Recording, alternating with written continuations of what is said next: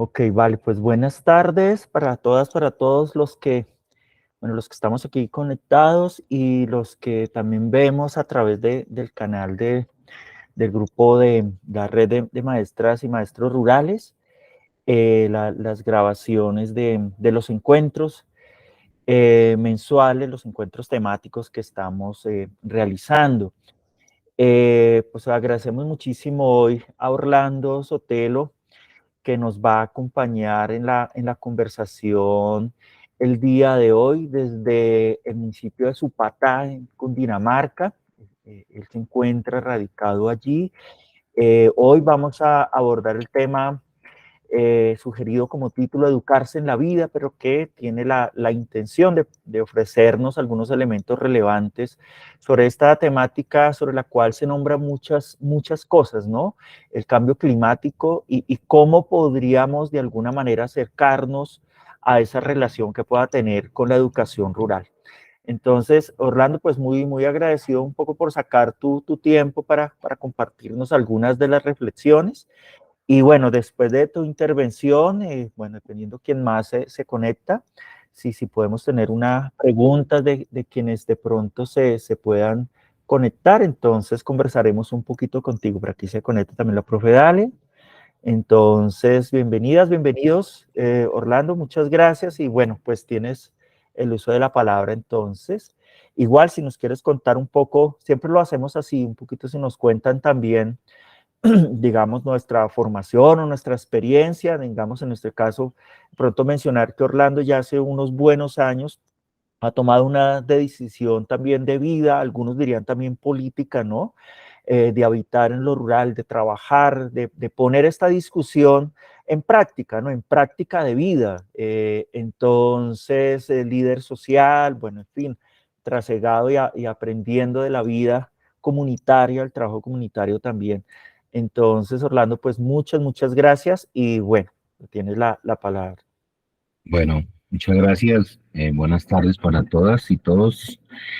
Eh, sí, bueno, digamos, mi vida ha pasado desde pues, una formación totalmente, dije yo, eurocéntrica en la ingeniería y bueno, pasando por ahí, eh, poco a poco, creo yo, aunque más bien fue de un momento a otro donde no sentí que ni el accionar político ni nada de lo que hacíamos estaba funcionando. Entonces, tuve un encuentro primero con la agroecología y encontré ahí como un sentido de eso y después con la permacultura y creo que para mí han sido como puntos que me parecen claves realmente para una transformación de vida y también de sociedad.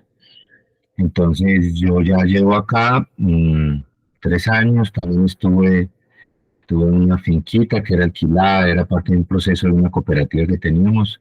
Estuve como otros 3 años también en el municipio de Chocontá, con una finca que teníamos también por allá, que era prestada.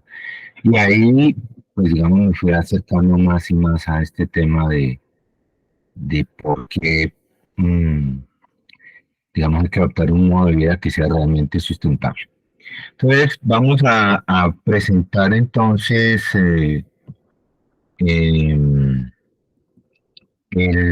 tema, como decíamos, a ver si me dicen si la ven, perdón. ¿Sí se ve? ¿Yo? Listo, ya, ahora sí se ve.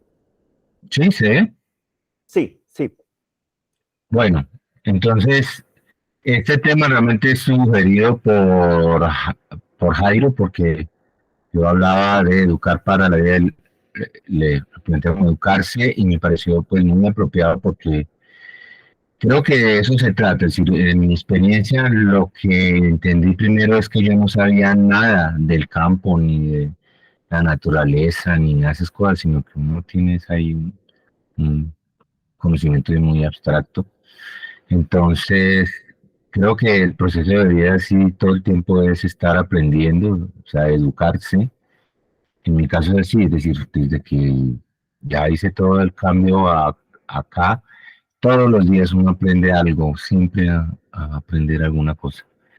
Entonces, bueno, entonces aquí la idea es pensar el sentido de la educación, es decir, como para dónde coger. Esta parte previa es como son pues opiniones mías de concepciones que tengo que he formado a partir de justamente de toda esta experiencia, ¿no? La educación como producto de la dominación, ¿no? Entonces, cuando se construyen las relaciones de dominación, que se empieza por la naturaleza, entonces el sentido de la educación también reproduce este tipo. O sea, uno lo puede ver en aquellas sociedades que no tienen jerarquías tan fuertes que todavía subsisten por ahí, y pues la educación es todo lo contrario, es cómo estar dentro de. Cuando aparecen las relaciones de dominación, quiere decir más o menos hace unos 10.000 años, cuando aparece la agricultura y todo este cuento también de las ciudades, entonces ya hay una relación mucho más clara de dominación. Esto va junto a la aparición de, pues, de imperios o ya pueblos, digamos, grandes, muchos ya armados, digámoslo así. Y entonces, en ese sentido, la dominación, la educación tiene el carácter de reproducir esa relación que hay allí con natura y con los demás. Entonces, de allí se desprende que hay una separación de humano y no humano, y que por lo tanto la educación humana se separa de la vida, y eso lo podemos ver. A mí me parece increíble. Yo siempre he dicho que la educación debería empezar por el agua con los chicos, por ahí de 2 años, deberíamos un año completo, todo alrededor del agua, pero para simplemente enamorarse del agua. Entonces, a mí me da como a veces terror de ver la lista de útiles que le piden a un niño de preescolar. O sea, eso es una cosa re loca, que uno debería decir por ahí a lo sumo que tengan una pala, alguna parcita de herramientas, de pronto un microscopio y nada más por ahí, ¿no? Una cosa, si se necesitara, pero de resto, pues, todo lo que uno debería tener como materiales educativos deberían estar ahí, ¿no? Al lado de una quebrada o algún depósito de agua o algo así donde se pudiera uno eh, acercar, y los útiles escolares están ahí, están en natura, no habría que comprarse nada.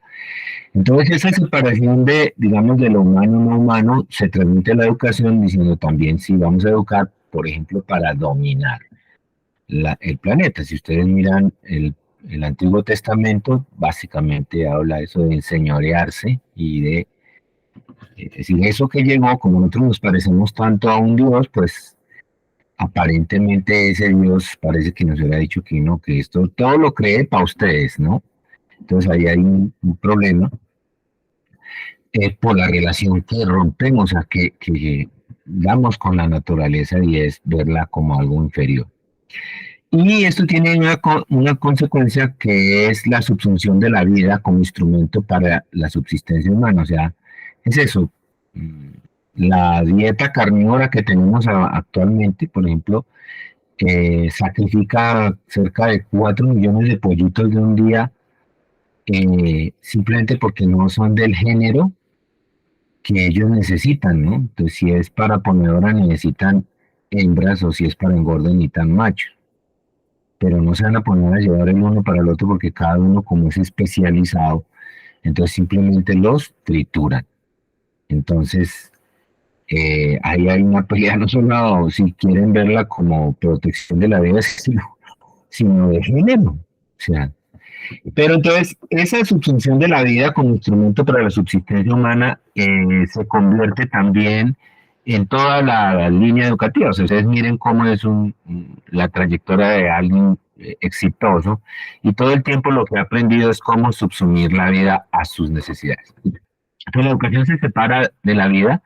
Esa separación se expresa particularmente en los últimos 10.000 años, con la aparición de la agricultura, de las jerarquías, y donde aparecen las ciudades como símbolo de dominación. Este es otro punto muy importante, porque ya la ciudad también termina homogenizando muchas cosas. Ya no se tiene la diversidad que probablemente natura le ofrece, sino que la ciudad, ella va a homogeneizar, por lo tanto también homogeniza el pensamiento. Un niño que nace en una ciudad, ya fuera de la ruptura, tiene un pensamiento ordenado, de acuerdo a esa visión que se tiene, por decirlo, del universo y tal. Entonces, digamos que en la ciudad se culmina ese proceso de consolidación de la educación separada de la vida. Pero será en el capitalismo donde se potencia la capacidad destructiva de la especie humana. Es decir, el problema de subsumir la naturaleza es que nos da el permiso de quemar lo que queramos, de matar lo que queramos, de destruir lo que queramos. Entonces, digamos que hay una especialización en esa capacidad destructiva. Normalmente esa especialización yo la llamo progreso. El progreso es cómo aprendemos a depredar de una manera óptima. Y llegamos a un momento que es, ya con la explosión de la bomba atómica, ya llegamos a un momento que los ingleses llaman overkill, que es sobremuerte. O sea, podemos acabar con el planeta 10, 15 veces con la capacidad que tenemos de ojivas nucleares, ¿no? O sea, algo que no puede hacer ninguna especie y de pronto ninguna fuerza natural, ¿no? De pronto lo sumo, obviamente, una explosión de una estrella o algo así, pero de resto, como acción propia interna, ninguna especie había logrado ese punto ya de decir, mejor dicho, cuando quieran yo les acabo su bendito planeta. Entonces, esta sobremuerte es también resultado de este proceso educativo. Si ustedes miran, el tan querido Einstein, que es el precursor de todo esto, pues hacía parte de toda digamos, el aparato de conocimiento ya globalizado, ¿no? Entonces, hay una estrecha relación en toda esa pirámide, digamos, del conocimiento que culmina en esa capacidad tenaz de destrucción. Entonces, la educación termina como un aparato fundamental para el desarrollo del capitalismo basado en muerte. Entonces, hay unos ejemplos de cómo, digamos, la educación pega ahí, ¿no? Una de las primeras cosas que tiene la educación son las competencias. Entonces, competencia de su simbiosis. En vez de decir, para que este planeta subsistiera, si bien hay una relación presa-depredador, pues en realidad la mayoría de procesos son simbióticos, es decir, hay relaciones cruzadas de interdependencia y tal que han hecho que logremos subsistir. Es decir, un león no se come a todas las cebras, ¿no? Sino comería un tiempo y ya después se muere. No, hay un equilibrio ahí simbiótico también, ¿no? La otra parte es la ciencia médica. La ciencia médica, ¿hasta dónde llega? Hasta ver, pues, a ver el cuerpo humano como un pedazo de carne, ¿no? Y eso es todo el aparato. O sea, no hay cosa más violenta, por ejemplo, que la ginecología. Los orígenes de la ginecología son terriblemente violentos, ¿no? Las ciencias agronómicas, con su revolución verde, de venenos, etcétera, derivados del petróleo, son otra que es una de las principales causas, por ejemplo, ahorita de emisión de gases de efecto invernadero y de deforestación. Y también se incluye las ciencias sociales, que terminaron viendo también el ser humano como máxima creación, alejadas de los problemas energéticos y ambientales. Es decir, por todo lado, la educación ya tiene por decirlo así, un destino. ¿Qué pasa en ese entretanto de cuando se construye ya este modelo educativo? La economía nace alejada de la vida, esta economía que tenemos. Bueno, ahorita si alcanzo, miramos un momentico eso. La dos es, la educación termina como un reproductor de la lógica dominadora y destructiva del capital. Es decir, eso lo vemos acá cuando dicen, no, pues toca tumbar todos esos árboles, pues porque ahí queremos meter un potrero para meter vacas y ya, y se hace y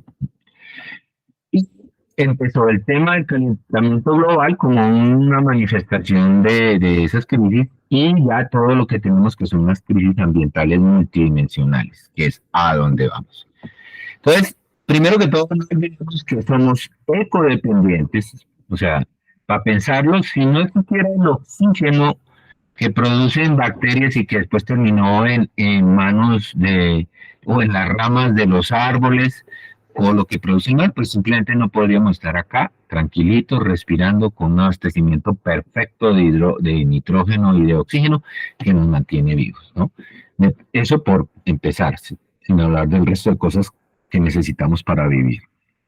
Y que somos interdependientes, o sea, dependemos de nuestras acciones con los otros, pero también con natura, que es lo más importante ahí, que somos natura, pues entonces somos parte de y dependemos de ella y obviamente de nosotros mismos. Y vulnerables, pues basta con echarle una miradita allí al volcán Nevado del Ruiz para que si algún día le da por estornudar se puede llevarse en una ciudad o en lo que quiera, ¿no? O sea, somos extremadamente vulnerables. Esa condición para recordarla en lo que estamos. ¿Cómo estamos en este momento? Todo el mundo habla de cambio climático y dele con el cambio climático y todo, pero en realidad yo lo que creo es que estamos en un escenario de un colapso civilizatorio. ¿Qué quiere decir eso? Esta civilización, este modelo civilizatorio, en su visión que tiene, ha logrado llevarnos a una situación de colapso, es decir, donde destruyamos las condiciones de nuestra propia existencia y probablemente de unos cuantos millones de especies más que nos podemos llevar en el proceso. Entonces, ¿cómo se manifiesta ese colapso civilizatorio? Una, por la alteración de los ciclos naturales, que quiere decir las estaciones ya no funcionan y lo que estamos viviendo ahorita, olas de calor cuando no es, etcétera, etcétera. Producción de residuos monstruosa, es decir, es una barbaridad que el detalle más ínfimo de la vida signifique producción de residuos tan terrible. Extinción de especies, que estamos ya en un momento grave.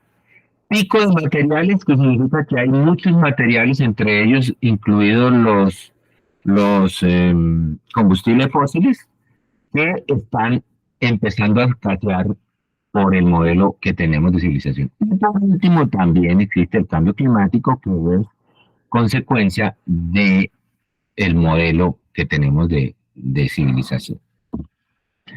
Pero, aunque esto ha bajado un poco, existe un negacionismo, o sea, hay negacionismos, por decirlo así, de diferente tipo.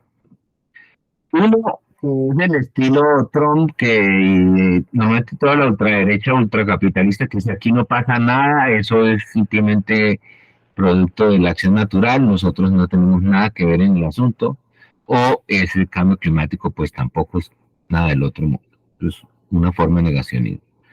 O es que frescos que tenemos mucho tiempo para afrontarlos, diciendo, sí, pues, ¿qué podemos hacer? Hay cosillas, pero fresco que tenemos aquí de aquí hasta el 2050, y otros dicen que al 2100, o sea, hacen unos cálculos teniendo en la puerta de la esquina una serie de catástrofes que están pasando todos los días.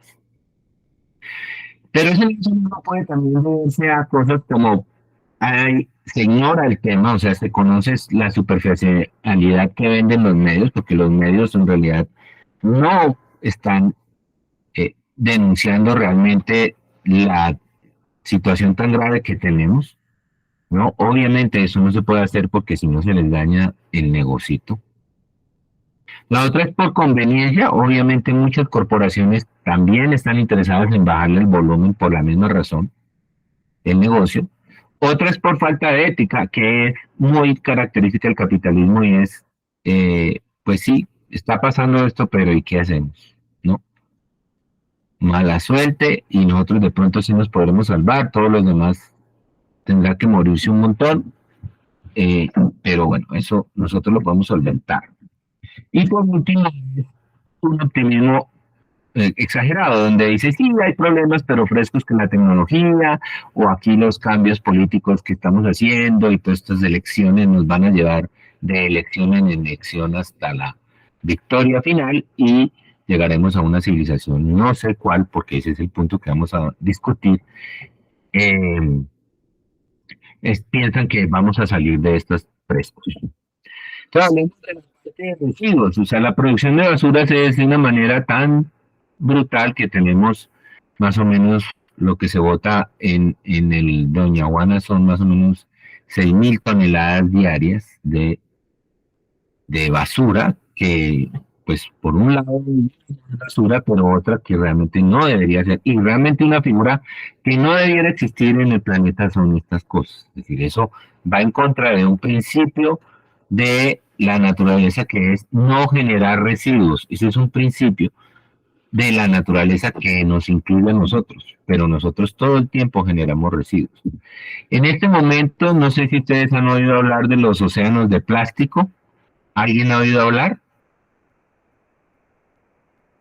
¿Aló? Sí, señor. Sí, Sí, señor. señor. Sí, ¿Sí han oído hablar? Sí, señor. sí, señor.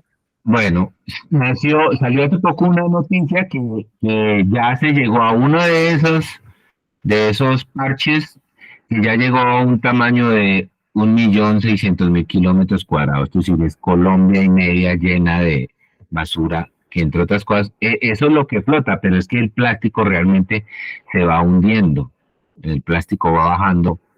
Entonces, todo el suelo, por decirlo así, de ese océano está podrido en plástico. Abajo. En este momento, esa que nombro, que es de 1.6 millones, está rodando ahí en el Atlántico Norte, y así tenemos una cantidad de islas de basura que realmente están flotando por todo el planeta con, pues como de pronto si fuera un fenómeno más ahí. Y esta es, digamos, la situación en este momento, nada más de ese tema, ¿no? Que obviamente nos pone a pensar, pues, cómo se ignora, por ejemplo, acá es una pelea porque la gente vota todo yo estoy aterrado lo inconsciente, por decirlo así, la gente aquí por todos lados, usted métase por el camino menos frecuentado y va a encontrar botellas, va a encontrar vainas, y increíble, ¿no? Y nadie recoge eso. Nadie piensa que esa cosa va a bajar a la quebrada, después al río, después al mar y termina por allá. Estas son las consecuencias, entonces, miles o si no millones, porque hace poco encontraron un cachalote, tenía como 170 kilos de plástico, algo así, una cosa loca, y eso es lo que están haciendo todos los animales que viven alrededor de esos sitios. La segunda es la pérdida de biodiversidad. Estamos en este momento en una extinción que es comparable a la de los dinosaurios, es decir, en el pasado remoto, esa parte que ustedes ven aquí como ese color como que moradito, lila, no, se extinguían menos de 1 millón de especies, ¿no? Por cada 1.000 especies de mamíferos, ¿no? Se extinguía eh, por milenio. Digamos que aquí lo que se mide es el nivel de extinción eh, en que se da algo, ¿no? Entonces, esta es la media acá, menos de 1 millón. En este momento, el ritmo actual de las extinciones es 1.000 veces mayor que el registro fósil. O sea, estamos en este momento, lo que se dice es que ya más de 1 millón de especies ha desaparecido en este momento. Hay un dato que es aterrador, y es que la que llamaríamos antropomasa, es decir, aquellas especies que produce el hombre, por decir pollos, cerdos, vacas, la masa supera en una relación más o menos 70-30 a la biomasa o la masa generada por la naturaleza en la misma medición, digamos, de especies, ¿no? O sea, hay más masa generada por la acción humana que la que alcanza a reproducir la naturaleza. O sea, en ese estado estamos de la situación tan grave que es la pérdida de biodiversidad. Eh, Estamos viendo entonces cómo regiones como el Amazonas, que es un centro fundamental de la biodiversidad, cómo se dieron inundaciones en Venecia, los incendios en Australia, 38 grados en el Ártico, Colombia con unas heladas de más de 5 centímetros de hielo en Boyacá sobre todo y Cundinamarca. Entonces, todo esto debido a qué? A que la temperatura de los océanos está cada vez subiendo más y más. Es decir, en 2022 la temperatura de los océanos, eso que ustedes ven en rojo, es que ya está pasado mucho más por encima de la media, ¿no? Entonces, Ya en todos lados se han roto temperaturas, ustedes creo que lo han visto en este momento, nada más en Cartagena, ¿no? Está la gente sufriendo por calor y así sucesivamente como ocurrió en Barcelona, en fin, oleadas de calor que no nadie estaba esperando en pleno mayo, que hasta ahora están en primavera. Entonces, lo cierto de este calentamiento es que existe cerca de un 40% de probabilidades de que por lo menos en uno de los próximos 5 años, la temperatura media anual del planeta suba temporalmente 1.5 grados por encima de los niveles preindustriales.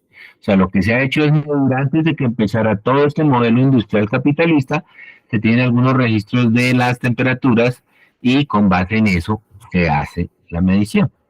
Entonces, estamos muy cerca a los 1.5 grados, ¿no? Miremos, por ejemplo, las emisiones totales. A partir del año 90 se espera, es que si ustedes miran en esta gráfica, hasta el año 1850, las emisiones de carbón del humano eran simplemente, digamos, deleznables, no eran notorias. Pero cuando empieza la era industrial, se empiezan a generar mayores y mayores emisiones de CO2 hasta el momento en que a partir de 1990 hasta el año 2019 se han sacado el 52% de las emisiones de todas las emisiones humanas en toda su historia, ¿no? O sea, en los últimos 30 años se botó más de la mitad del carbono, por decirlo así, que la humanidad ha consumido en toda su historia, porque son 300.000 años de historia, no es cualquier cifra cortica, son 300.000 años que el Homo sapiens por lo menos se ha demostrado que llega aquí. Esa línea roja es cuando se dieron los acuerdos de París en el 2015 que dicen, no, tranquilos, Obama saltando en una pata diciendo, no, esto llegamos aquí los acuerdos y se va a arreglar el tema. No. De los acuerdos de París, ustedes como pueden ver en la curva, ha sido mayor y mayor, que ya hemos llegado a un nivel de ahorita en 2022 fue 38.000 millones, o sea, 8 gigatoneladas, 38 gigatoneladas de CO2 emitidas a la atmósfera, ¿no? O sea, una cosa brutal.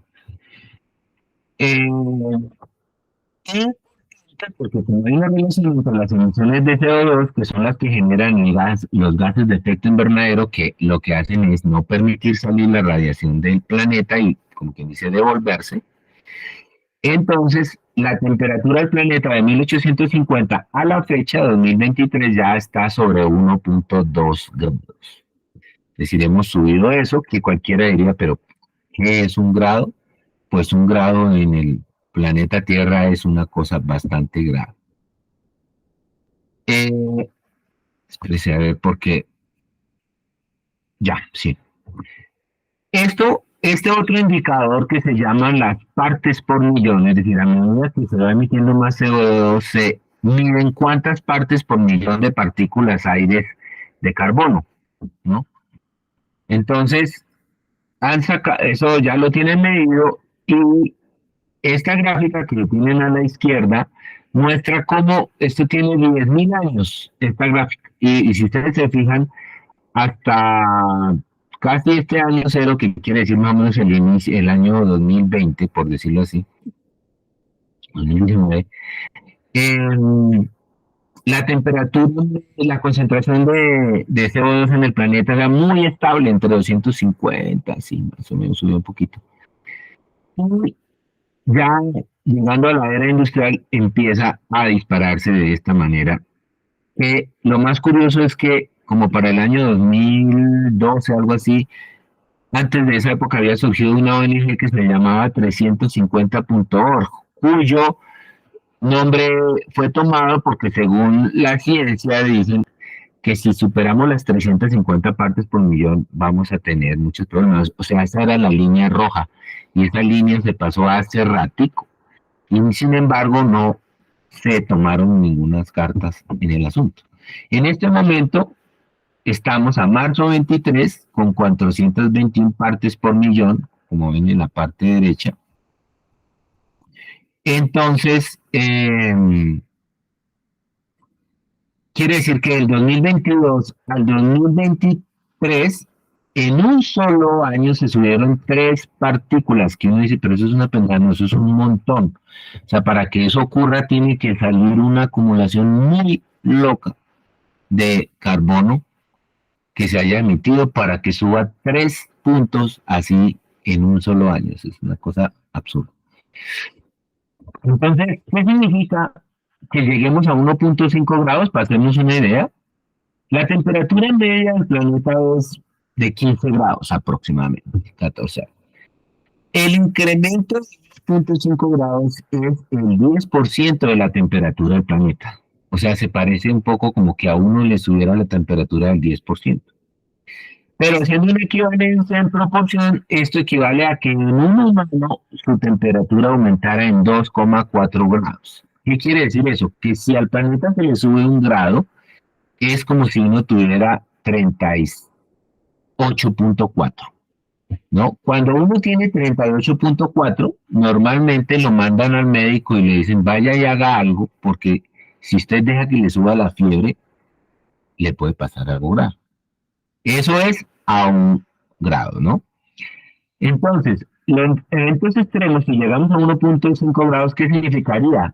Que llegamos, es como si tuviera 4.8, que equivale a que tuviéramos una fiebre de 40.8 grados. Con fiebre de 40 grados, a usted ya lo pueden estar tirando a cuidados intensivos para ver cómo le bajan esa fiebre, ¿no? Entonces, de igual manera, para el planeta, cada décima de grado tiene un costo altísimo en términos climáticos, ¿no? Así como el cuerpo se defiende, la fiebre es una forma de defensa, aquí el planeta busca cómo defenderse y por eso se dan los huracanes y por eso se dan esos eventos extremos, porque tratan de nivelar digamos, los desequilibrios climáticos. Entonces, con 1.5 grados los eventos extremos aumentarán, el nivel del mar subirá y empezarán a aparecer de manera intensiva los refugiados climáticos, que ya de hecho existen, como lo vemos cada rato cuando hay inundaciones y tal. Hay un aumento del riesgo de inundaciones de un 100%, y es probable que si llegamos a 1.5 grados, más de 400 millones de personas de residentes en ciudades estarían expuestas a sequías extremas. Y los corales serían los mayores perjudicados por la acidificación de los océanos. Entonces, este incremento de temperatura nos ha llevado a unas situaciones que en este momento tampoco se nombran y son los puntos de no retorno. ¿Qué quiere decir los puntos de no retorno? Situaciones que ya no tienen manera de arreglarse, por lo menos por acción nuestra, ¿no? Entonces, por ejemplo, esta gráfica muestra 9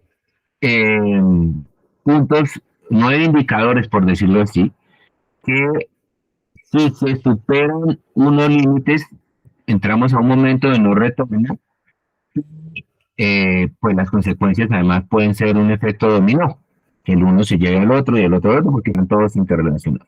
Entonces, ese que ustedes ven, el B es el hielo del Ártico. Entonces, resulta que en la parte del Ártico, como vimos que se puso a 38 grados, las navieras están felices porque ahora no les va a tocar, o sea, van a hacer los tramos más cortos porque ya pueden pasar por el Polo Norte porque ya no hay hielo que estorbe. Pero esto ha generado una cosa que es alterar un ciclo, ese B, hay una cosa que se llama la corriente del jet stream, que es una corriente que se da en el Polo Norte de un entrecruce entre frentes fríos y frentes calientes, que lo que ha hecho siempre es mantener o regular la temperatura, sobre todo en la parte norte, en el hemisferio norte del planeta. Pero ustedes, ¿cómo notan? Hubo hace poco una nevada en California, hubo una sequía en Texas, bueno, como ustedes quieran, porque resulta que este vaivén de la de la jet stream hace que bajen frentes fríos o frentes calientes que deberían es estar entrelazándose en la parte norte. Es decir, la corriente del jet stream ya está jugando sola, o sea, ya entró en un punto de no retorno, ¿no? Por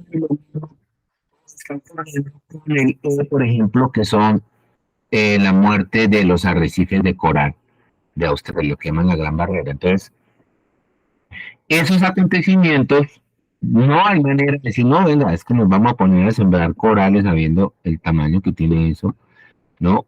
Eso es muy difícil de resolver. Pues, INC, por nombrar otro, que es la corriente, la termoalina que llaman, es una corriente que sube y baja por el Atlántico y es la que permite que no se congele Inglaterra, ¿no?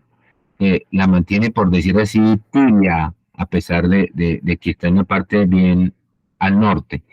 Y es por esa corriente. Entonces, lo que está ocurriendo por ejemplo, el derretimiento de Groenlandia, por la corriente del jet stream, está haciendo que esa corriente se ralentice, o sea, que vaya más lenta, y eso puede tener unas consecuencias inesperadas. Una de esas, no sé si ustedes vieron esa película que se llamaba El día después, día después de mañana, algo así. ¿Sí la vieron? Sí, total. Sí, señor, Sí, ya total. por mañana. Sí, esa película se basa en esa teoría, no necesariamente puede ser que pase eso, pero es decir, es una probabilidad. Entonces, lo cierto es que eso está pasando, ¿no? Y eso no hay manera de revertirlo porque volver a salar el mar es como complicado. En resumen, el cambio climático es tan solo un síntoma de una enfermedad muy grave llamada capitalismo. Si nosotros no hubiéramos llegado a este nivel de destrucción, si no hubiéramos estado metidos o montados en esta lógica que maneja el capitalismo, ¿no? Y aquí vamos a tocar así muy por encimita el tema del pico de materiales. Hay un pico que es el más complicado, que no se nombra, el pico no se habla, pero muchas de las cosas que están ocurriendo tienen que ver con eso. Hay una situación y es que el petróleo de buena calidad ya entró en su pico desde el año 2006. O sea, ya no quiere decir que se ha acabado, quiere decir que se llegó a su punto máximo de extracción. De ahí para acá, todo el tiempo ha sido bajando y bajando la disponibilidad de petróleo para explotar. Por poner un ejemplo, en este instante, diariamente se producen aproximadamente entre 65 y 70 millones de barriles. Pero sin embargo se consumen entre 95 y 100 millones de barriles. Entonces, ¿qué significa eso? Si uno hiciera el cruce de esa curvita de que yo estoy gastando más de lo que me entra, pues va a llegar un momento que, según unos cálculos, sería por ahí en el año 2035, donde ya no, digamos, tiene ninguna rentabilidad ese negocio, va a ser muy costosa la extracción, ¿no? Y las calidades del petróleo van, digamos, a no permitir. Por ejemplo, la producción de diésel necesita petróleos de calidad. Y en este momento, lo más probable es que para el 2025 empiece a haber una escasez de diésel. De hecho, países como Pakistán, como Sri Lanka y otros, hay como cerca de 80 países que tienen varias crisis y muchas de esas tienen una estrecha relación, por ejemplo, con que se hayan parado los aparatos productivos por la escasez de diésel. Entonces, el diésel realmente es el alma de la industria y no se puede producir con cualquier petróleo. Entonces, digamos que estamos en esta situación.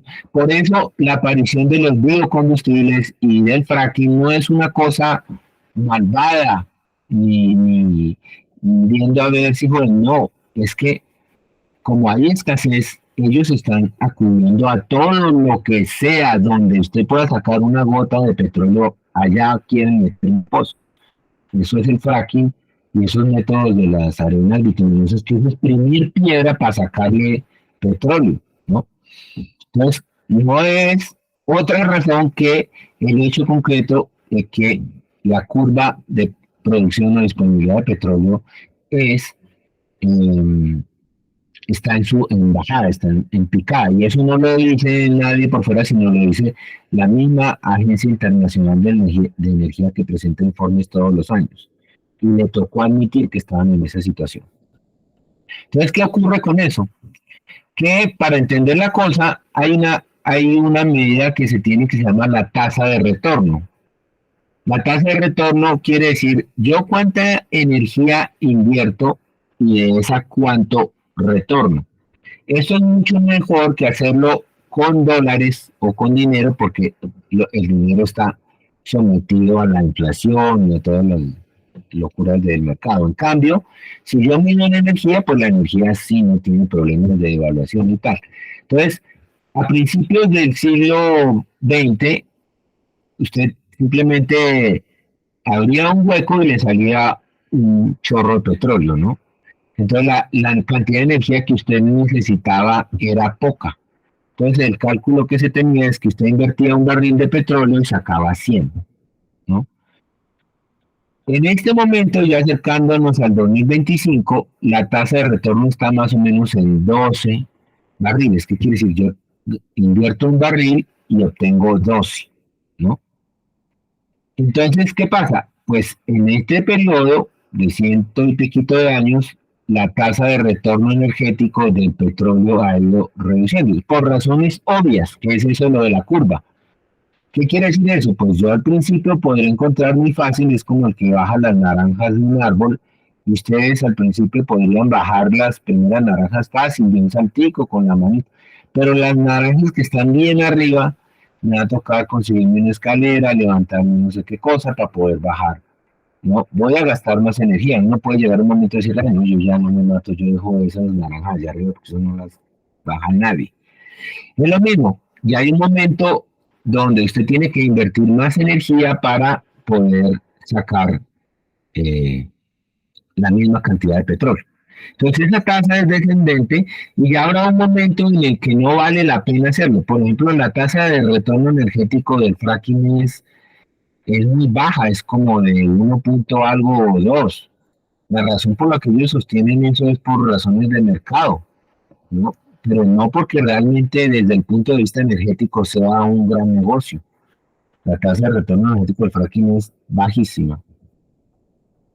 Entonces, igualmente hay un pico del gas, o sea, el gas natural más o menos se espera que para el 2035 empiece un descenso en la disponibilidad de gas natural, ¿no? E igual con el carbón. El carbón más o menos se ha estimado que por ahí para el 2030 es lo mismo. En toda la minería pasa eso, ¿no? O sea, hay una cosa que se llama la ley mineral, que en última lo que define es yo cuánto tengo que mover de material para obtener otro material. Aquí es cuánta energía tengo que meter para poder sacar otra cantidad de energía. Entonces, digamos, en los tres recursos fósiles estamos entrando en un pico, quiere decir, en descendente. Empieza la parte descendente por razones obvias del gasto tan brutal que hacemos de esos materiales. Entonces entramos al juego de la falacia de la renovación. Ustedes están escuchando, ahora está de moda la transición energética para aquí, la transición energética para allá, perdón, todos, ¿no? Y resulta que eso es una falacia. Primera cosa, las energías renovables necesitan petróleo para ser producidas, o sea, la extracción de todos los minerales, pasando por el litio, pasando por el silicio, por el aluminio, por todo lo que necesitan esos aparaticos, ¿no? Requiere petróleo porque usted no tiene otra manera de hacer minería si no tiene gran maquinaria para mover eso. Y eso usted no lo va a poder hacer con eléctricos, ¿no? Y, por ejemplo, la producción de una torre, de estas torres de los famosos molinos estos eólicos, de estos cosos, eh, necesita 300 toneladas de acero. Y el acero solamente se puede producir con hierro y carbón, ¿no? y eso yo no lo puedo sacar, no lo puedo procesar con una estufita, me toca también con un alto horno. Entonces, pues suena una tontería porque usted quiere acabar con las no renovables, pero necesita de ellas para producir los supuestos renovables. Lo primero que está mal dicho es que esas energías sean renovables. Serían renovables si todo el 100% del proceso fuera renovable. Pero aquí lo único renovable es que pueden generar un poco más de energía que la que se utilizaría de la manera tradicional, pero los costos ambientales son muy altos y también energéticos, porque esa extracción, la extracción del litio, por ejemplo, implica muchísima agua. Entonces nosotros terminamos compitiendo con la minería o sacamos litio o tomamos agua, o sea, se puede llegar a esas disyuntivas.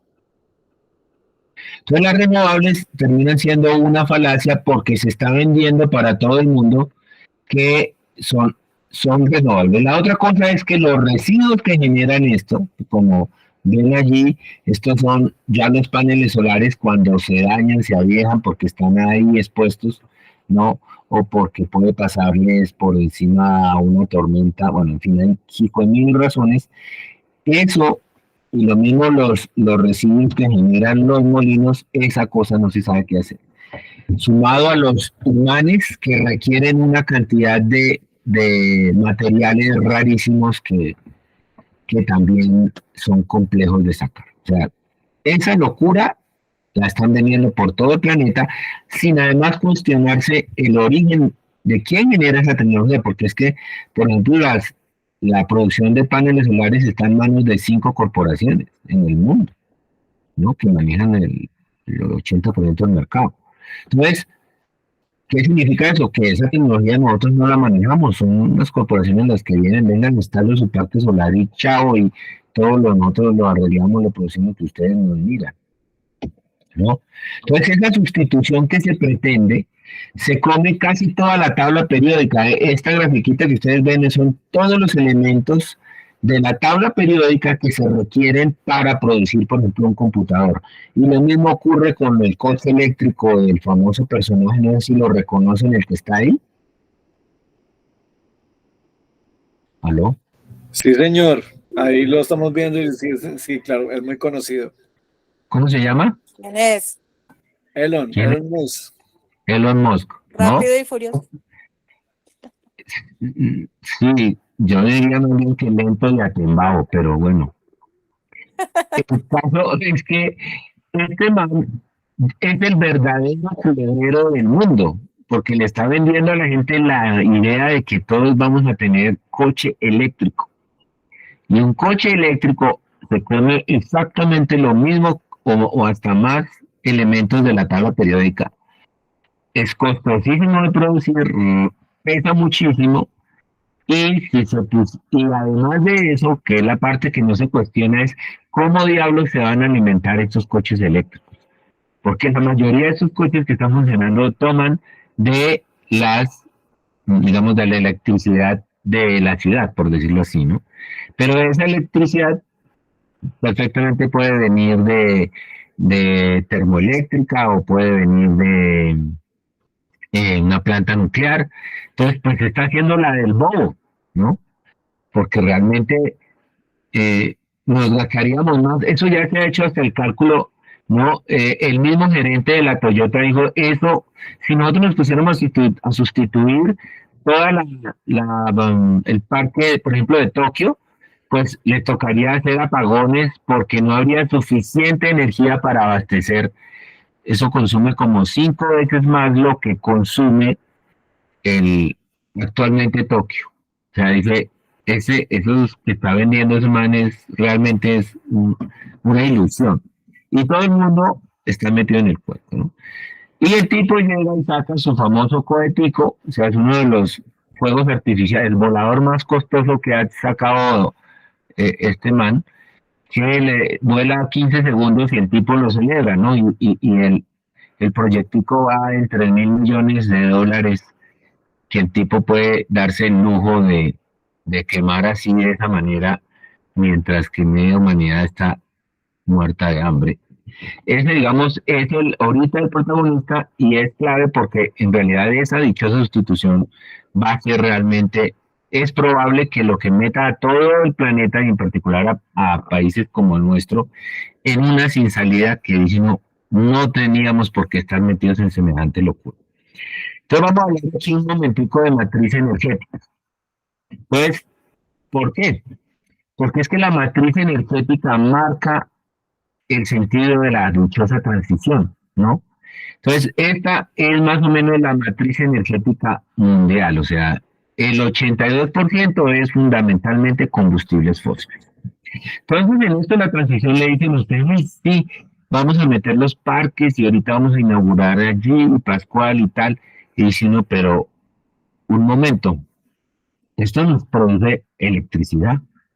Pero si el 82% de la energía, que esto es más o menos muy parecido en la mayoría de países, puede subir un poco, pero es la media, el 82% de nuestra energía sale de fósiles. Entonces, ¿cómo vamos a hacer una panadería o cómo vamos a hacer un tractor, si quieren, o cómo vamos a hacer X maquinaria, o cómo vamos a fabricar la ropa que usamos, o cómo fabricamos en mil cosas que se requieren del petróleo o del gas natural, como por ejemplo la producción de fertilizantes, ¿no?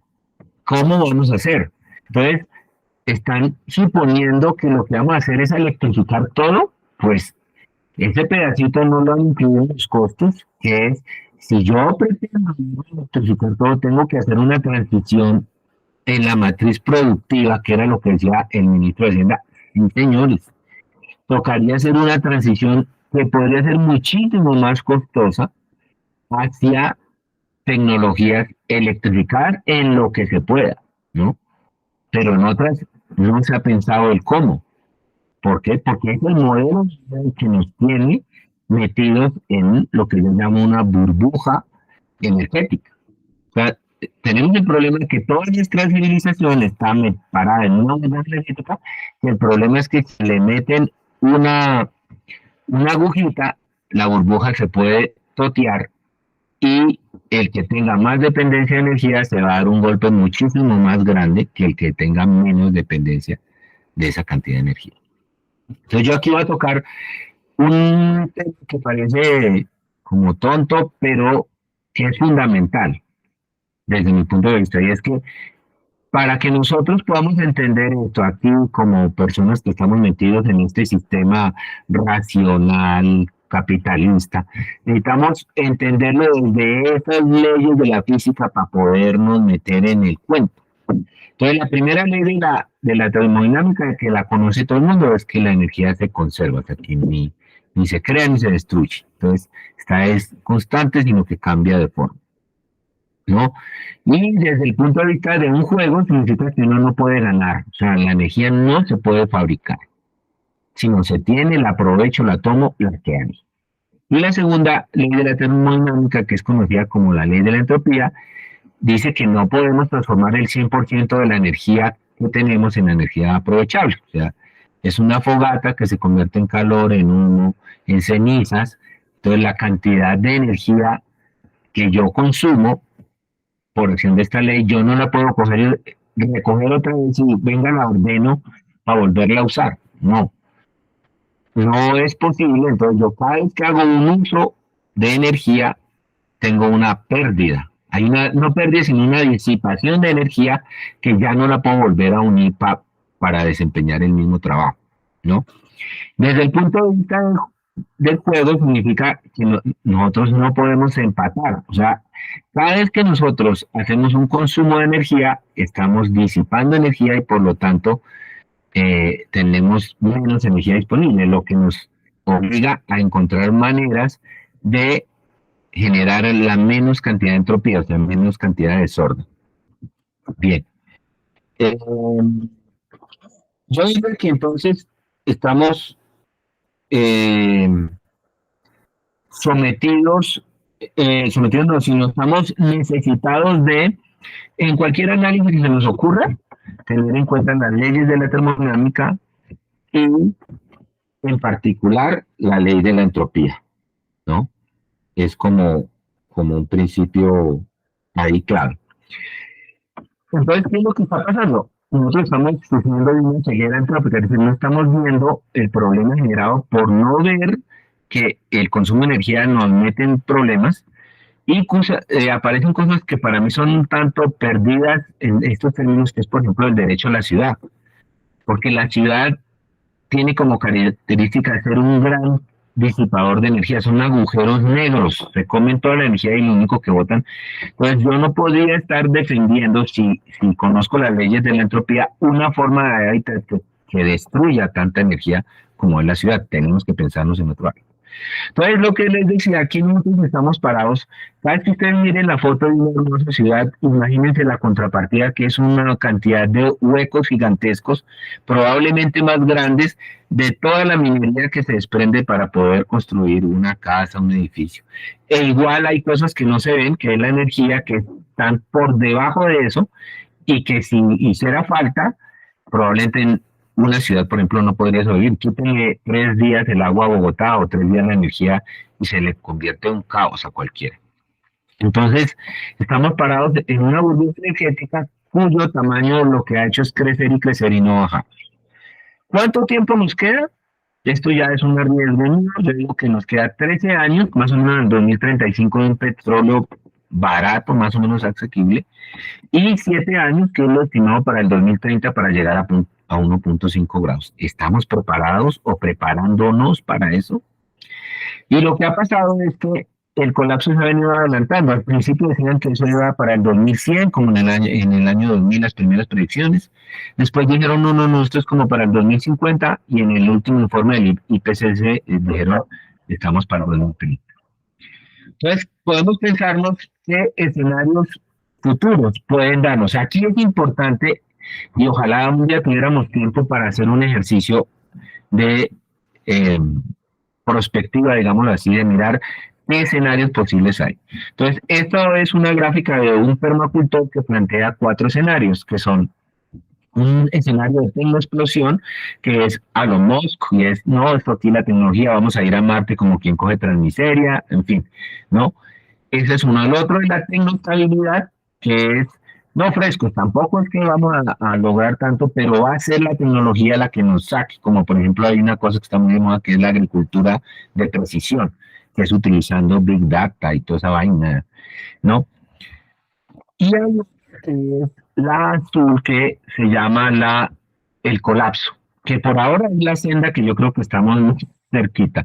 Es decir, no hacemos nada, tenemos un problema después de disponibilidad de energía, disponibilidad de materiales, y por tanto vamos a colapsar, por lo menos como esta civilización. Y por la que yo apuesto que la permacultura, la respuesta creativa es, sí, pongámonos de acuerdo en un descenso energético, y desde ahí vamos a empezar a crear una sociedad totalmente distinta a la que tenemos, para poder por lo menos afrontar las crisis que probablemente se nos vengan encima. Entonces, yo diría que hay que pensar la transición como en estos puntos. Lo cierto es que por las buenas o por las malas tenemos un futuro con menos energía, y eso es inevitable. 2, que esta sociedad es vulnerable al descenso energético, lo que les decía, quiten la luz y se nos dañó todo. Es necesario actuar colectivamente ya, o sea, no hay mucho tiempo disponible. Y que es la parte de esperanza, que todavía es posible una transición consensuada. Y la otra es que no, y deberá hacerse con una perspectiva capitalista. Esto quiere decir que no podemos pensarnos que será dentro del capitalismo que vamos a resolver los problemas que nos generó el mismo capitalismo. Entonces, tendríamos que abandonar el petróleo antes de que el petróleo nos abandone, o sea, crear una sociedad basada en la energía endosomática, es decir, la que tenemos de nuestras manos, de nuestro cuerpo, así desnudo, como el potencial, por ejemplo, y la capacidad que tiene una mujer para llevar, por ejemplo, una vida, y después de ella, todo eso, lo hace con su energía endosomática, ¿no? O sea, darle teta a un bebé es energía endosomática pura. Entonces, lo que tenemos que hacer es cambiar el metabolismo humano. Nosotros tenemos una sociedad que llamaríamos exosomática. ¿Qué quiere decir eso? Que nosotros muy poco hacemos lo que nosotros usamos. O sea, es una sociedad que no produce lo que consume, ni consume lo que produce. Y que dependemos de una cosa un concepto que es muy interesante para mí, que son esclavos energéticos, que es como cuántos seres humanos necesitamos para que se haga esto, por decir, el agua. Si no tuviéramos el acueducto, probablemente nos tocaría bajar con un balde a la cañada y subir el agua para no tener esclavos energéticos. Esa tarea la haría yo. Yo basta con que pague el recibo del agua y ahí me llega, y eso yo lo puedo convertir en cuántos seres humanos se necesitan para que esa agua llegue. Y esa transformación sería a construir una sociedad endosomática, es decir, que la mantengamos con fundamentalmente nuestra propia energía. Con algunas ayudas sí, pero con nuestra propia energía. Esto es el principio, voy a ir rápido porque el tiempo, ¿cuánto tiempo tengo? Ya me pasé. Pues vamos hasta las 6:30, pero bueno, son las 6:17. Bueno, entonces voy a pasar rápido.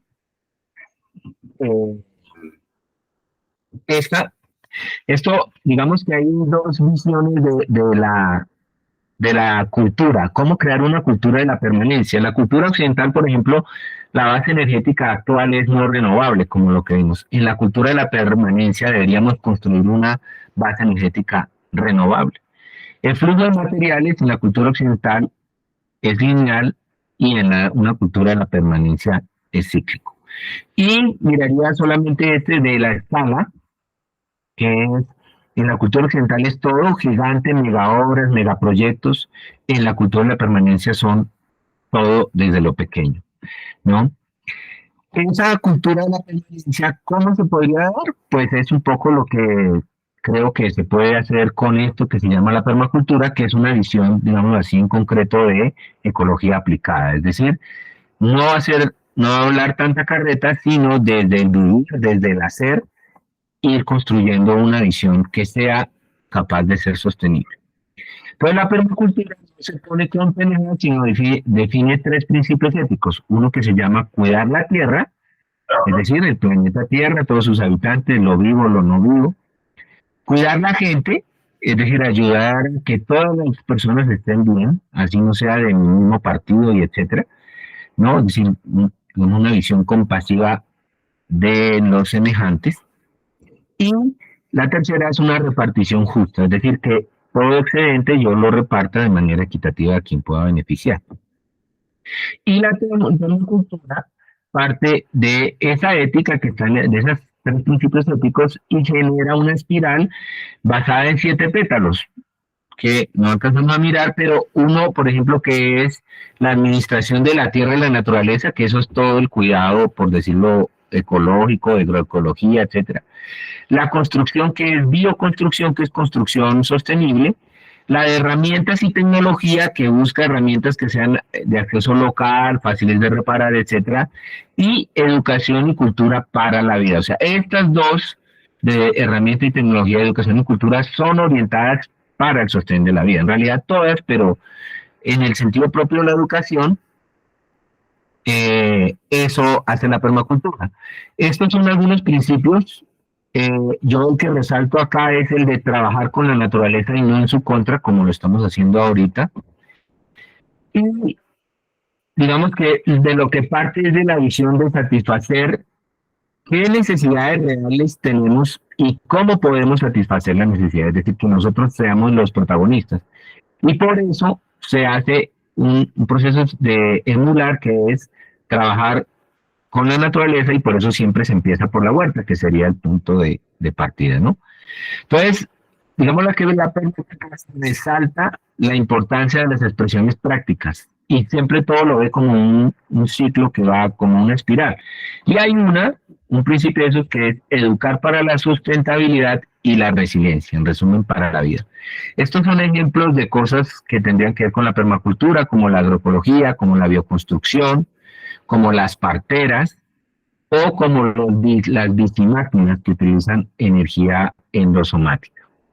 En concreto, para la educación, la permacultura, que es esta visión de una cultura de la permanencia, se trata de dar una respuesta positiva y sostenible a la crisis ecológica, social, cultural, económica y política, y necesitamos un cambio profundo. Será necesaria una transición desde el modelo antropocéntrico del consumo de crecimiento limitado, individualista y desconectado de la naturaleza hacia un nuevo modelo centrado en la vida y en las relaciones de interdependencia.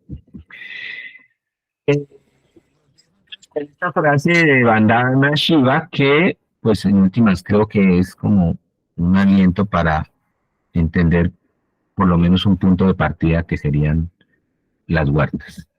Bueno, eso sería todo ahí para no cansarlos. Vale, Entonces, Orlando, muchas gracias. Igual tenemos unos minutitos, creo que también se conectaron varios profes, algunos que tuvieron que desconectar seguramente ahorita. Está Diego Galindo, que también se pudo conectar un poquito tarde, no recuerdo desde qué momento de pronto te habrá podido escuchar, porque estaba invitado también de pronto para ser comentarista en la jornada del día de hoy. No sé, profe Diego, que está conectado desde el Líbano, Tolima, desde la institución educativa Patio Bonito, si no estoy mal.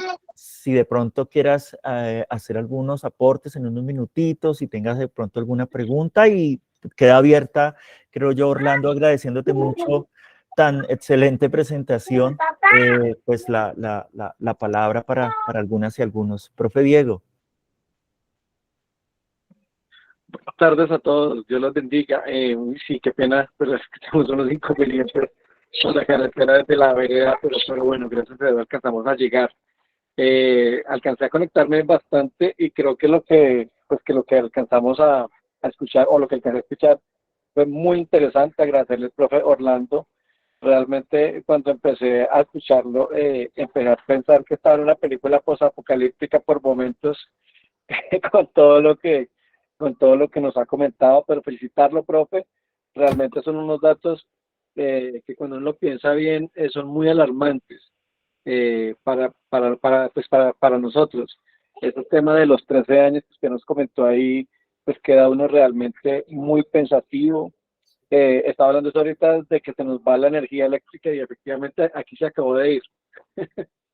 Entonces, empieza uno a pensar realmente en la posición nuestra, la posición de cada uno frente a toda esta problemática que usted nos está comentando.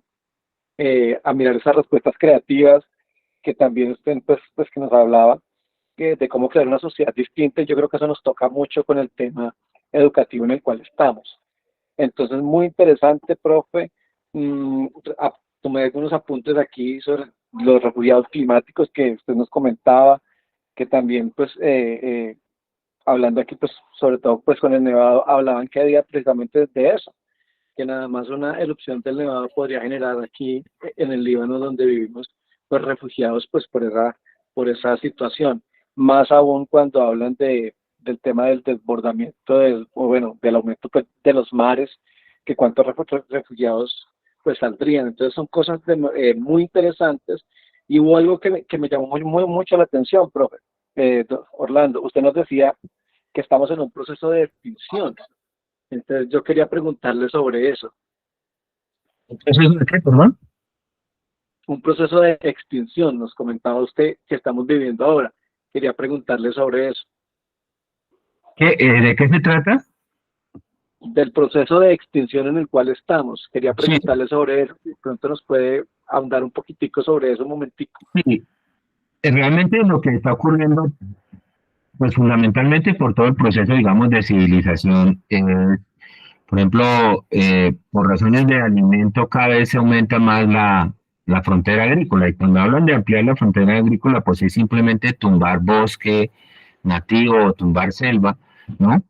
Entonces, eso más el mismo modelo de producción de carne, eh, y la misma agricultura, lo que está haciendo es acabando muchos ecosistemas. Y eso tiene como implicación la pérdida de la extinción. Esto se le está llamando como la sexta gran extinción. O sea, en la historia del planeta ha habido 5 extinciones. La última fue la de los dinosaurios, la que desapareció los dinosaurios y que supuestamente le dio paso a los mamíferos. Y fue una desaparición muy grande de especies en todo el planeta. Entonces, por poner el caso, la tragedia de las abejas y lo que dicen, ¿no? Si desaparecen las abejas es probable que la humanidad desaparezca en 5 años. Entonces el problema de extinción de otras especies es que también puede llevarnos a nuestra propia extinción.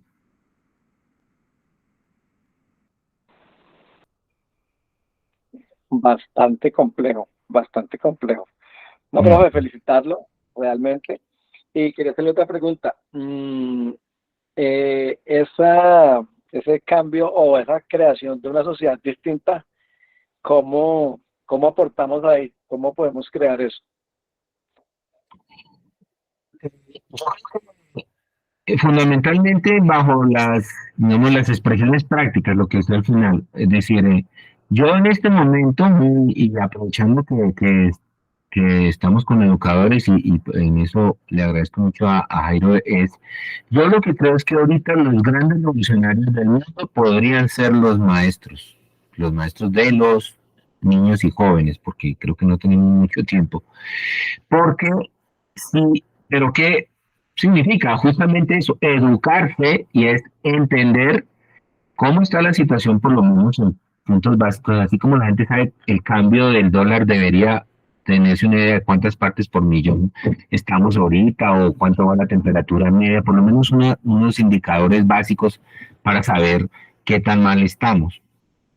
Y entonces yo creo que la educación empezaría porque los maestros empezaran un poco a conectarse con estas alternativas, que no es la única, ahí ya por razones de tiempo, pero está ahí el buen vivir, está en el Ubuntu en África, están visiones, por ejemplo, taoístas de comunidades chiquitas, pero que son muy sostenibles en Asia, ¿no? Es decir, hay expresiones prácticas que tienen algunos principios, que es lo que hace la permacultura. O sea, yo creo que ahorita la construcción de una sociedad no se va a basar en grandes discursos, sino en pequeños principios que todos podemos cumplir. Por ejemplo, lo que decía, un principio es trabajar con la naturaleza y no en contra de ella. ¿Eso qué significa? Empezar a decir, ¿será que tiene sentido que yo siga haciendo viviendas de estas de cemento y ladrillo sabiendo el costo energético que tiene producir todo? Todo, porque ladrillo, cemento, varilla, todo lo que usted quiera, usted necesita hornos, necesita, bueno,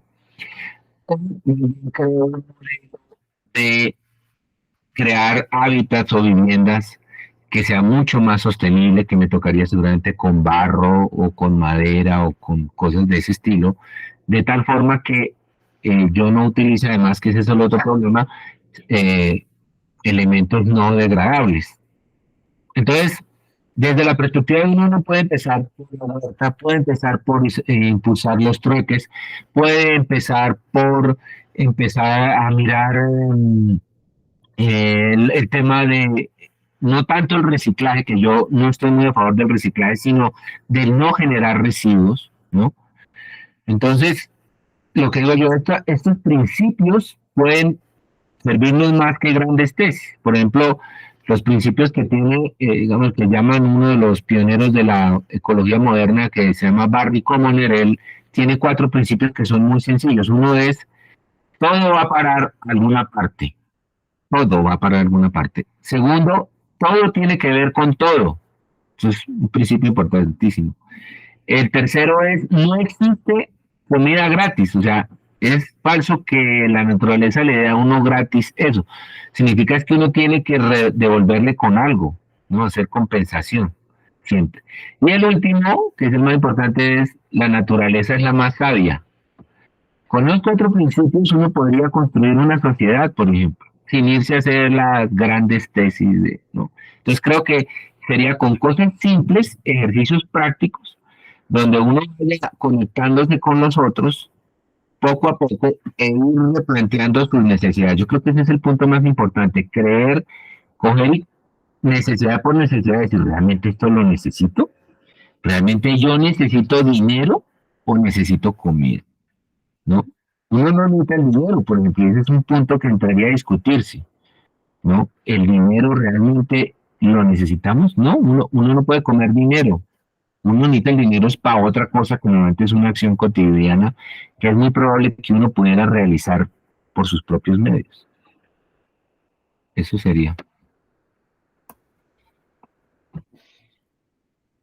Bueno, Orlando, pues de mi parte agradecerle, pero quiero hacerle una pregunta más. Yo soy muy preguntón. ¿Cómo engrana todo lo que usted nos está contando con la Agenda 2030 que anda sonando por ahí como por todas partes? No sé si la conozcas. Sí, sí, no, claro, no, sobre ella hay una crítica muy grande porque tiene un problema que son los objetivos de desarrollo. Entonces hay un problema con la palabra desarrollo y se da en el principio, ese es el principio 7 si no estoy mal, que es el de generar industria, progreso y desarrollo. Es algo así, el impulso de eso. Entonces, ¿qué pasa? El desarrollo lleva un veneno que se llama el crecimiento. O sea, cuando dicen que usted es un país desarrollado, cuando usted ha tenido unos niveles de crecimiento que igualó a los supuestamente países desarrollados. Y resulta que el crecimiento se mide por el aumento del Producto Interno Bruto. Conclusión, para que un país pudiera desarrollarse, necesita mejorar su Producto Interno Bruto, lo que lo obliga a mover más impuestos, lo que lo obliga a mover más consumo y más movilización de mercancías, ¿no? Conclusión, no podemos lo mismo con la ley. Realmente eso es lo que llaman un oxímoron, que es una contradicción tiene unos principios que son, digamos, aceptables, ¿no? Muchos de ellos son de muy buena intención, pero cuando usted tiene como meta eso, pues simplemente está contradiciendo todos los demás. Entonces, hay unos objetivos que si quieren lo pueden mirar por ahí, se llaman los objetivos del buen vivir, que existen, que son muchísimo más interesantes, más construidos como desde la realidad de la gente, y están ahí disponibles. Y ellos hacen una buena análisis de los objetivos de desarrollo del milenio, que realmente dice de desarrollo sostenible, perdón. Ellos dicen no, uno por uno, desglosando, y después se presenta toda la propuesta de buen vivir, que es con unas visiones desvinculadas de la noción de desarrollo. Eso, por ejemplo, es un tema que sería bueno que lo miraran. Sí. Bueno, Orlando, pues felicitarlo. Realmente caer en la cuenta pues, de todo esto es como realmente mirar dónde es que uno está parado realmente, dónde es que estamos parados como sociedad, como humanidad en este planeta, para pensar en eso. Muchísimas gracias de mi parte. Agradecerle a Jairo, a los compañeros que se han conectado y agradecerle pues primeramente a Dios por la oportunidad que nos da de estar aquí con ustedes. Muchas gracias. Vale, profe Diego, muchas gracias también. No sé si de pronto hayan alguna pregunta de quienes están conectados. Aprovechamos aquí a Orlando un par de minutitos más.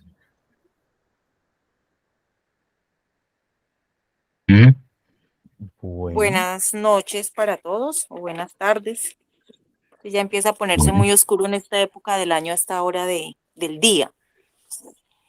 Soy la profe Liliana Chacón, también pues soy de la institución educativa Patio Bonito. Como decía el compañero Diego, pues realmente uno con esta charla queda es como alarmado, ¿cierto? Por todas estas cifras y por todo lo que ha venido sucediendo en el tema de las extinciones y como bien lo decía el profe Orlando, pues esta es la sexta extinción masiva que ya estamos viviendo. Hay algo frente a ese tema como de transición y de buscar otras fuentes energéticas. Quisiera saber un poquito más sobre el tema de los biocombustibles, porque si bien es cierto, pues se pueden extraer, ¿verdad? Como por ejemplo de la caña de azúcar, del maíz, pues combustibles, entraríamos de pronto como en una dualidad.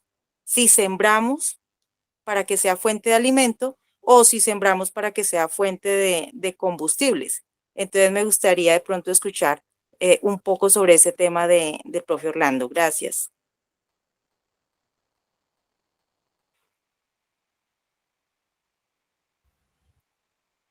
Orlando, no sé si nos ¿Aló? escuchas. ¿Aló? ¿Sí? ¿Sí nos escuchas? Sí, escucho. ¿Me oyen? Sí, Sí, de señor. la pregunta de la profe Iliana. Esto que sino que yo pues, se está diciendo que normalmente lo que se llama, como se llaman a estos, son agrocombustibles. Y tiene su sentido, ¿por qué? Porque es que realmente, digamos que un biocombustible podría ser algo que salga de la vida, pero los agrocombustibles, que eso es una cosa muy loca, porque toda la producción de maíz, de, ¿cuál es el otro que están utilizando para remolacha, la caña de La azúcar? caña.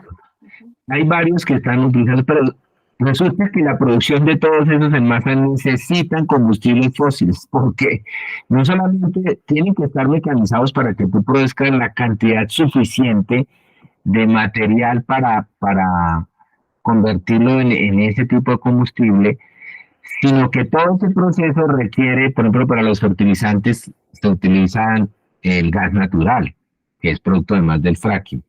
Entonces, hay un problema con los agrocombustibles que realmente son un engaño. Además, tienen otro problema, su tasa de retorno energético, lo que dijimos que cuánta energía hay que invertir y cuánta energía se recupera, normalmente es negativa. O sea, es por ejemplo es de 0,98. ¿Qué quiere decir eso? Si tú metes una unidad de energía y recuperas menos de la unidad de energía. Pero eso, ¿por qué, o sea, ¿por qué todavía lo estimulan? Porque es un problema de mercado. Porque en muchos lados la agricultura está subsidiada. Entonces, estamos diciéndonos mentiras. Eso es lo que llaman hacerse trampa en el solitario, porque tú te estás engañando a ti misma diciendo, ay, no, mire, esto cómo nos proporciona de cosas buenas, sino en realidad lo que está es autoengañando. Entonces, digamos, los biocombustibles, si por ejemplo lo hiciéramos orgánicamente o algo así, realmente entra también en la discusión sobre lo que tú estabas diciendo. ¿Para qué me pongo a sembrar algo que voy a quemar? ¿No? O sea, no tiene ningún sentido que tú digas, yo voy por ejemplo, mantener toda la industria del transporte y ahora somos bio, si quieres, así fueras orgánica y todo lo que quieras. Y entonces, ¿cómo que vamos a comer, no? Pero el problema es que dicen más a las raíces. ¿Por qué diablos creemos, por ejemplo, que podemos exportar aguacate o que vamos a exportar hidrógeno? Que no hubo tiempo para explicarle lo del hidrógeno. Pero es un absurdo.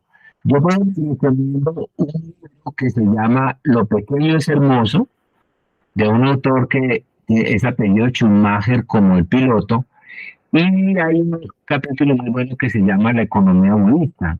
Desde la perspectiva de la economía budista, una exportación es una estupidez económica. ¿Tú cómo te pones a hacer recorrer un alimento, por decir, 5.000 kilómetros, como lo hace la harina de trigo que nos comemos en Colombia en forma de pan? ¿No? Si tú más bien puedes tener cerca de allí un siembro donde tú sacas ahí maíz y te haces una arepa, ¿no? Esa es la locura de que uno dice, ay, sí, bio. O sea, ahorita como están con la trampa, esto de las renovables es un anzuelo.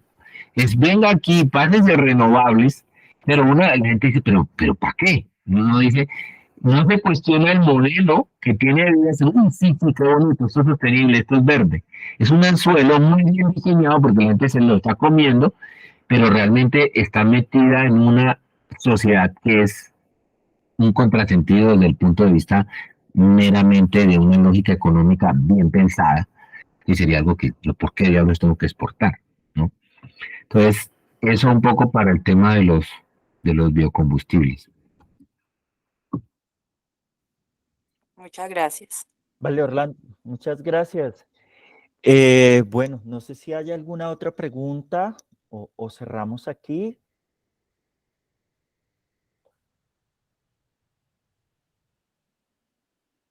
Vale.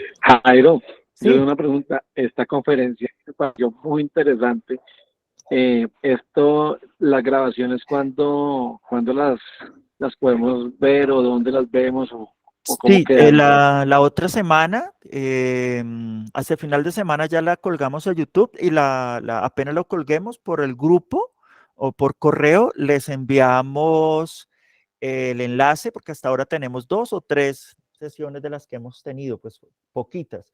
Entonces, a partir de esta, ya la otra semana les circulamos la información del grupo también ya establecido para circular la información. Ya tenemos por lo menos más de 2, entonces podemos circular las grabaciones.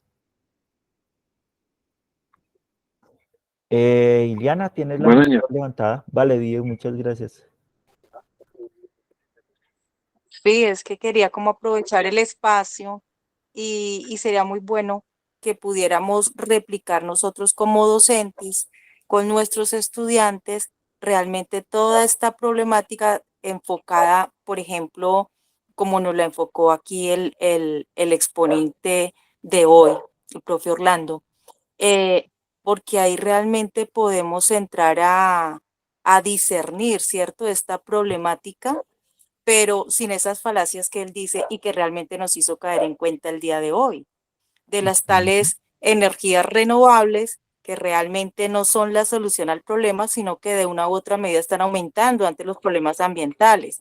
Entonces, ¿cómo es que nosotros como especie que cohabita con otras especies en este planeta, tiene que empezar a mejorar las relaciones con el planeta, ¿no? Con nuestro hogar, con esas otras especies? Entonces, yo creo que sí es como ese punto de partida, y él bien lo decía, nosotros como educadores creo que podemos hacer esa gran diferencia y empezar realmente con nuestros estudiantes a estudiar esa problemática, pero sin ese velo que se nos ha puesto desde siempre, diría yo.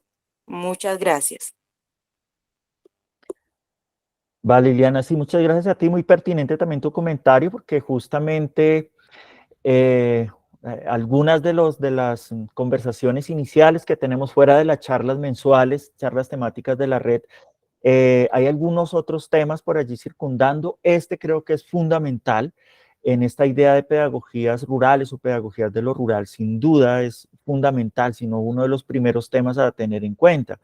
Entonces yo creo que vamos a invitar a Orlando en otro momento, quizás a una experiencia viva, práctica, ya sea que podamos coordinar alguna visita al lugar un poco desde donde nos habla hoy, desde Supatá, o alguna de las reuniones futuras, un par de meses que estamos proyectando como encuentro presencial de la red de maestras y maestros, invitarlo también, o tenerlo como uno de los invitados. Creo que no solo por la calidad del tema, sino que amerita, ¿no? Esto nos pone de fondo, como lo dice la profe Iliana, en esas reflexiones, no solo del campo digamos, de esto que llaman ambiente, medio ambiente, sino un poco mucho más allá, ¿no? De existencia misma, que se puede acercar a los currículos pues de manera muy, muy fuerte.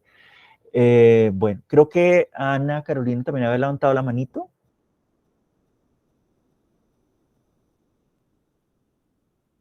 Ana. No, profe, buenas noches, ¿cómo están, compañeros? Profe, estaba aplaudiendo lo del encuentro y la temática para nuestro encuentro presencial cuando lo podamos tener, porque pues obviamente es la coyuntura actual, pero más allá de eso, como decía la profe Liliana, es como salir del oscurantismo, del mito de la caverna también, ¿no?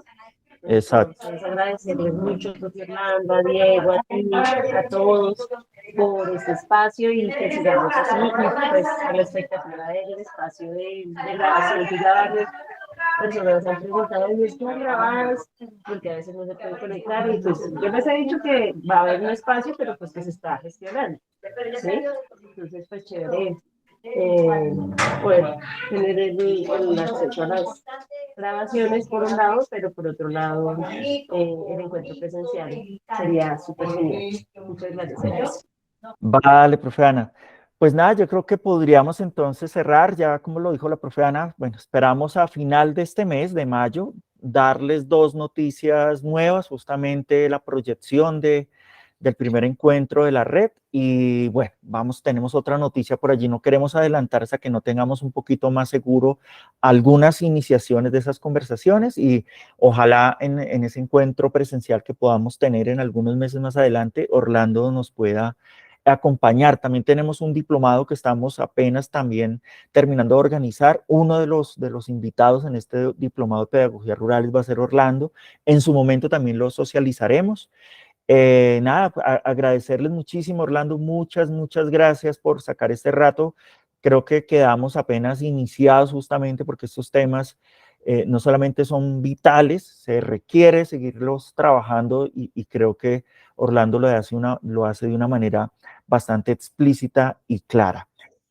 Pues muchas gracias para todas, para todos, Diego, por los comentarios, las preguntas, profes, muy agradecidos y bueno, ya seguiremos entonces en nuestro siguiente encuentro que tengamos en un mes. Buenas noches. Muchas gracias a todas, a todos. Realmente, pues como hablamos con Jairo, yo estoy muy interesado. Esto es una doble situación. O sea, para mí, como estoy todo el tiempo dedicado a este tema, yo ando pendiente de los benditos reportes y todas estas cosas. Por un lado, es una sensación medio catastrófica, terrible, angustiosa. Pero lo que le digo yo a mucha gente, pues si yo creyera que no hay salida, pues yo era metido en una ciudad y hartando aguardiente con Jairo todos los días y todo eso, porque no, de acabar el planeta pues a gozar, no.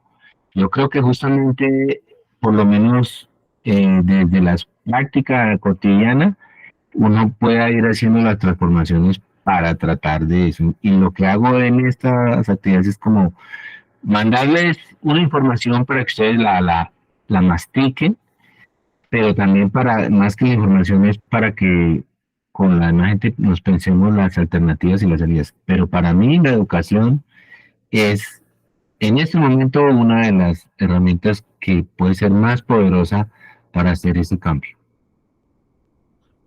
Vale, Orlando, muchas gracias. Totalmente de acuerdo y creo que vamos a tener otros encuentros contigo seguramente en este y otros escenarios. Pues nada, agradecerles muchísimo por estar pendientes y a quienes ven también esta grabación o quienes empezarán a ver nuestras grabaciones que empezarán desde la otra semana a circular ya por redes y por el grupo también. Entonces, pues muy, muy agradecidos. Un abrazo, buenas noches. Bueno, hablamos. Un abrazo para todos. Buenas noches a todos. Que estén muy bien, muchas gracias.